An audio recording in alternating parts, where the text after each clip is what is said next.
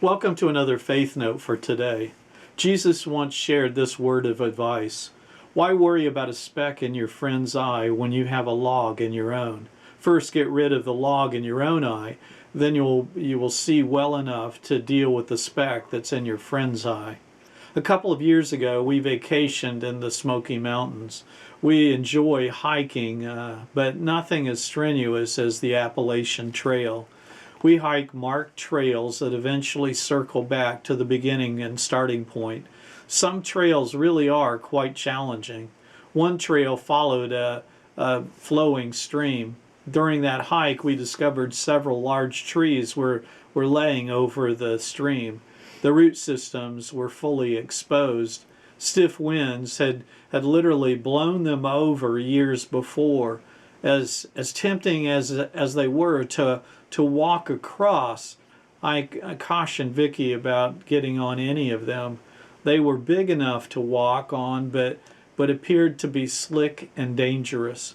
She agreed, and we moved on. As we continued hiking, we came across another big tree that bridged over the stream. For some reason, the advice that I articulated only a short time before had left me. I had the urge to climb up on the tree and walk out over the stream for a picture. I should have listened and remembered my own advice. About halfway out on the tree trunk, I realized I was in trouble. One foot slipped off the trunk of the tree while the other foot went flying up into the air above my head, at least momentarily. As I was doing my fancy footwork, the rest of my body slammed down into the tree trunk and then flipped over into the stream. It was, I'm sure, quite a sight to behold.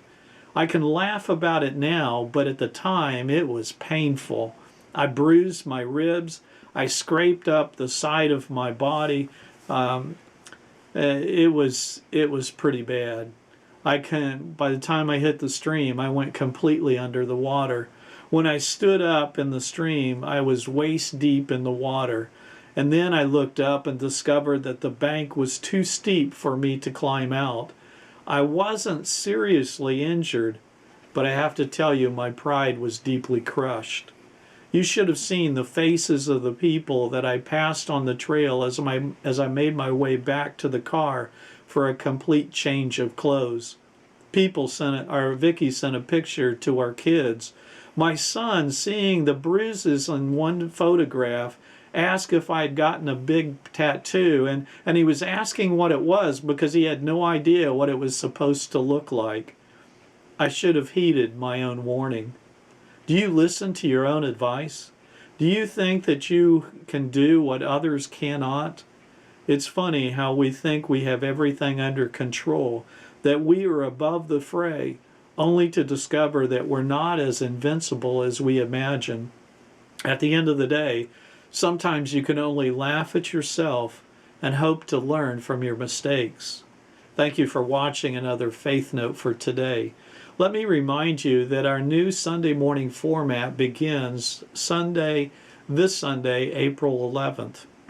We'll offer a traditional worship experience at 9 o'clock and a casual service at 11.